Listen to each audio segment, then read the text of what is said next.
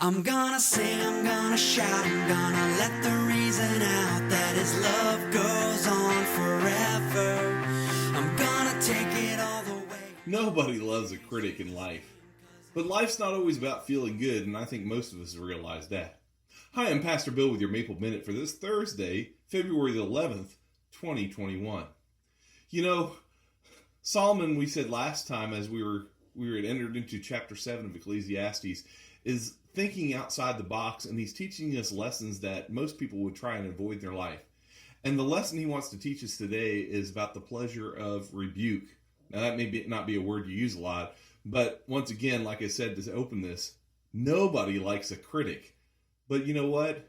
Solomon realized that life's not just about feeling good all the time.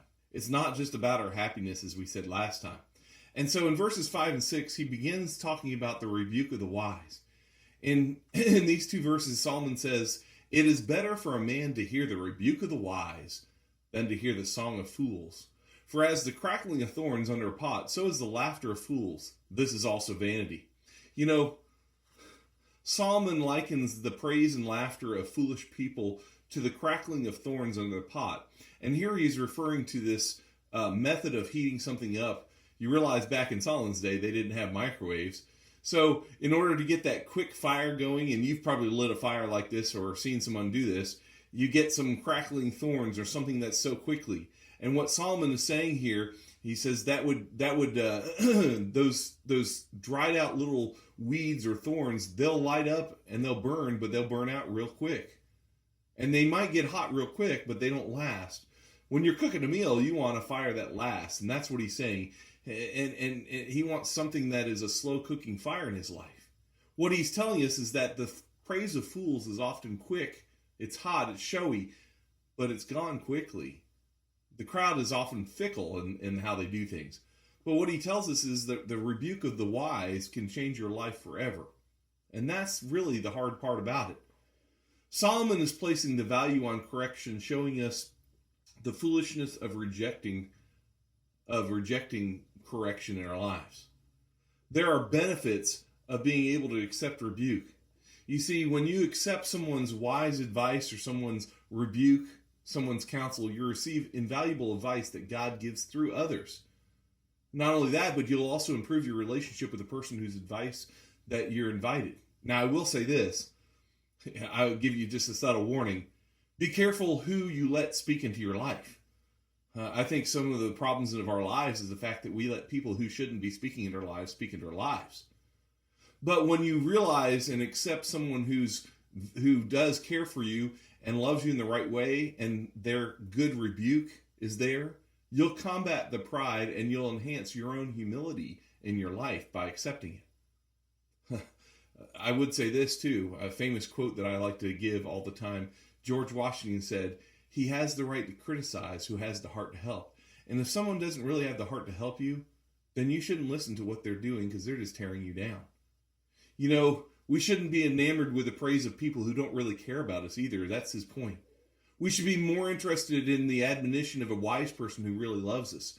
And for some of us, if you have your parents around, those people sometimes never get the credit they should, but our parents sometimes, that's their best job. You know, what keeps us from listening to the wisdom of the wise rebuke is the pride of our lives.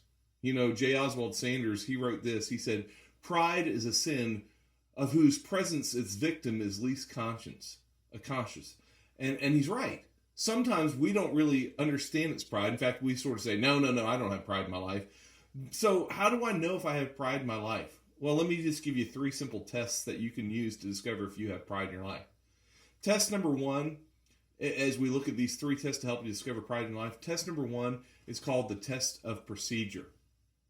And it goes like this. How do I react when someone else is selected for what I was expected? You know?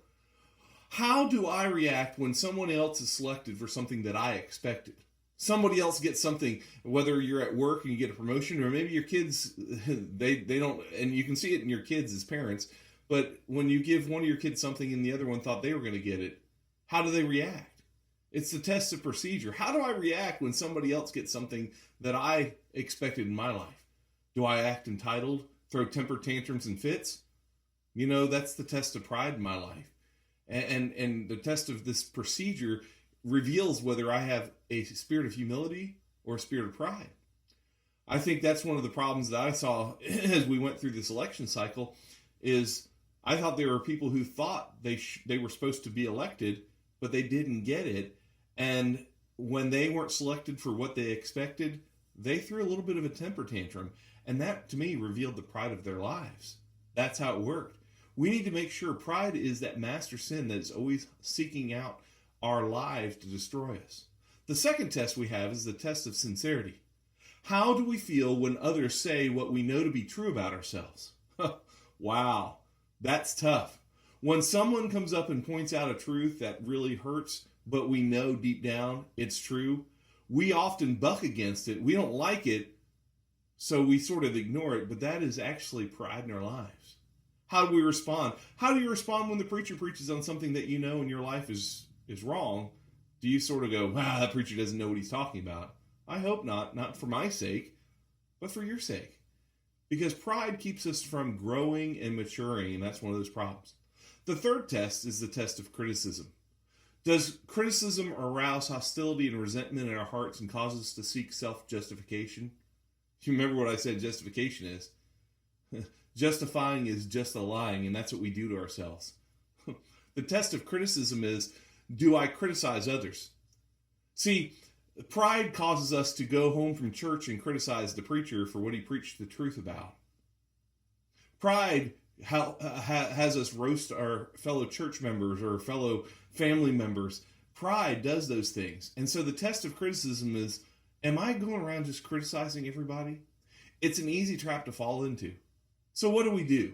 How do we overcome this? Well, let me just help you here with just one simple thought. If I want to overcome pride, according to what Solomon's telling us today, I need to surround myself with good people who will help me by speaking rebuke into my life, that will advise me, that will guide me, that will hold me accountable to the truth of God's word. Not because they have another agenda, but because of their love for me. And I need to be able to take the rebuke of the wise more seriously than the praise of fools, because the praise of fools is like that little fire that heats up real quick and burns out quick too, and doesn't really do anything. So let's make sure we're not satisfying ourselves with the subtleties of pride this week, this month, this year. Let's make sure we use these three tests. The tests of procedure. How do I react when someone else gets something that I thought was coming to me? The test of sincerity. How do I feel when other people say something about me or acknowledge something about me that I know deep down is true? And the test of criticism. Do I criticize others randomly and resent them because I want to seek justification for myself and what I'm doing? I hope not. Let's not let pride get in there. Pride will destroy us if we're not careful. So surround yourself with people who are wise enough to tell you the truth in a loving way. 'Cause his love goes on